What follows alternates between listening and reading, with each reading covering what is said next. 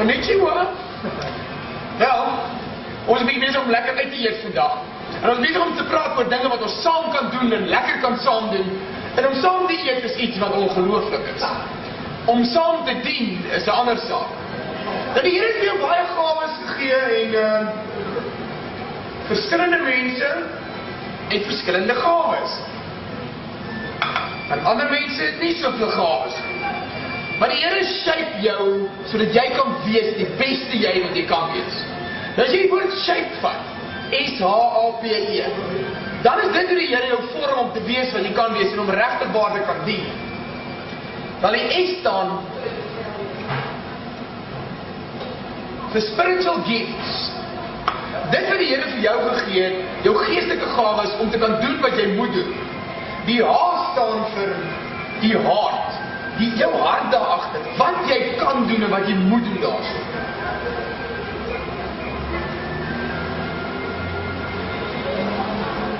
Die A is vir jou abilities, wat jy kan doen. Die Here het jou sekere abilities gegee, sekere dinge om te kan hanteer. Die P is verseker vir personality. Wel, die meeste van ons het persoonlikheid gekry, kyk maar net in die ou wat langs jou sit. En die E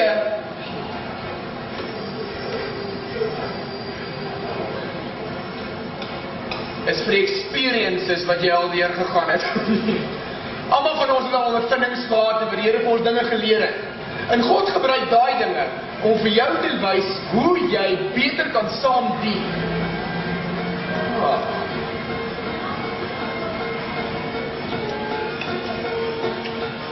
Wel, julle moet verskoon, hier is 'n nuwe experience van Marie.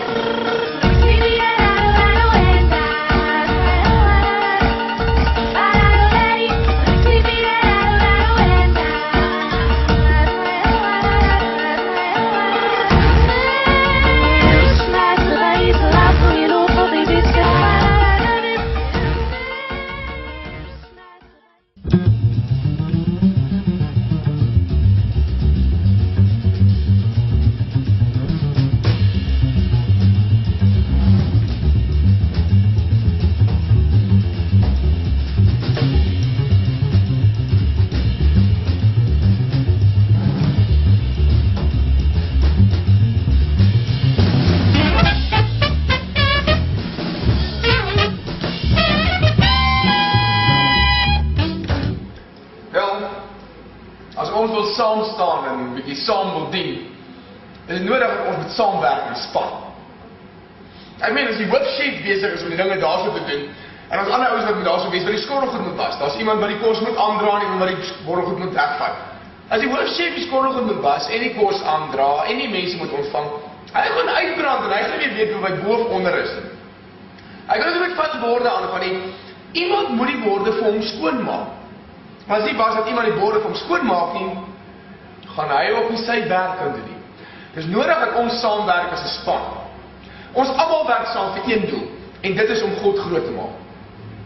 Wel, daarso staan in die Bybel geskrywe, 'n gedeelte daarso, in Efesiërs 4 vers 16, dat almal van ons groei uit Jesus wat die hoof is, groei die hele liggaam uit, en saam vorm ons 'n eenheid. Hoe gaan ons weet om vir daai ou iets te beteken of vir hierdie ou iets te beteken? Hoe gaan jy weet om as die liggaam van Christus iets vir ander mense te beteken? Baie eenvoudig. Maak bietjie so daarso. Ja, nou waar jy sit. Maak so. Kyk jy.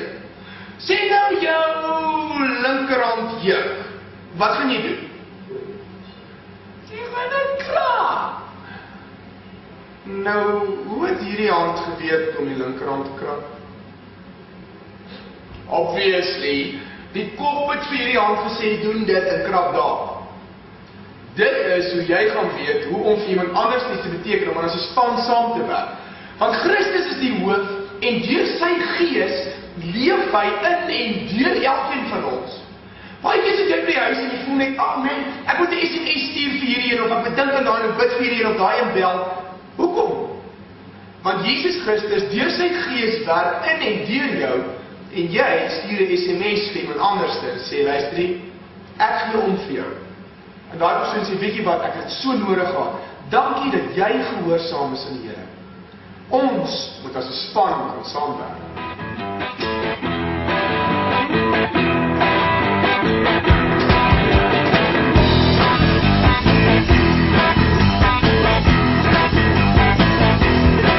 You gotta help me.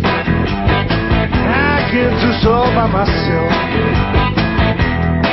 You gotta help me. 'Cause I can't do this all by myself. Wel, ek wil redelijk vol geëet in hierdie tyd. Ek moet erken, pudding is nogal 'n lekker ding om die af te sluit.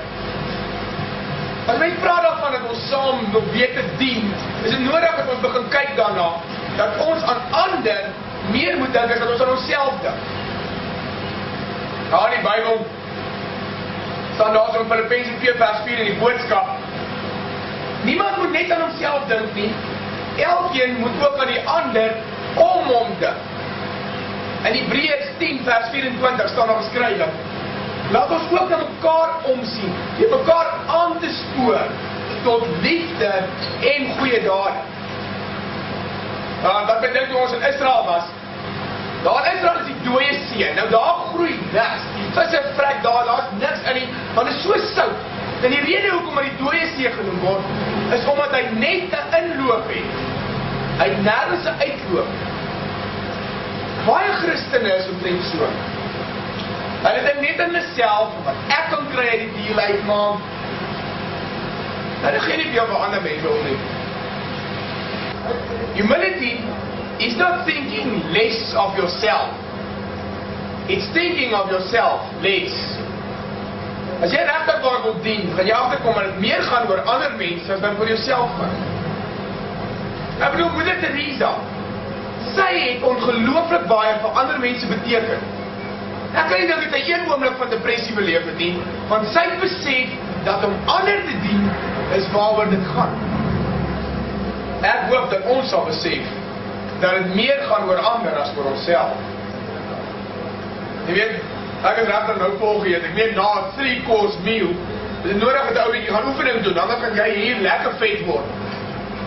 Baie interessant. In die kerk kry ons baie vet Christene.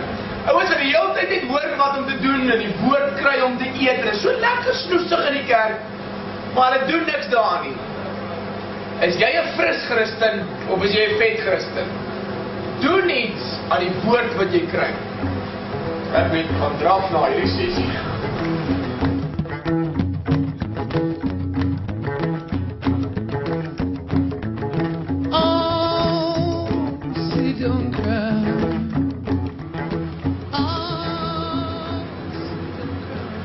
Wel, as ons wil saam dien, is dit nodig dat ons elke taak wat ons aanpak, moet toewyding sal doen.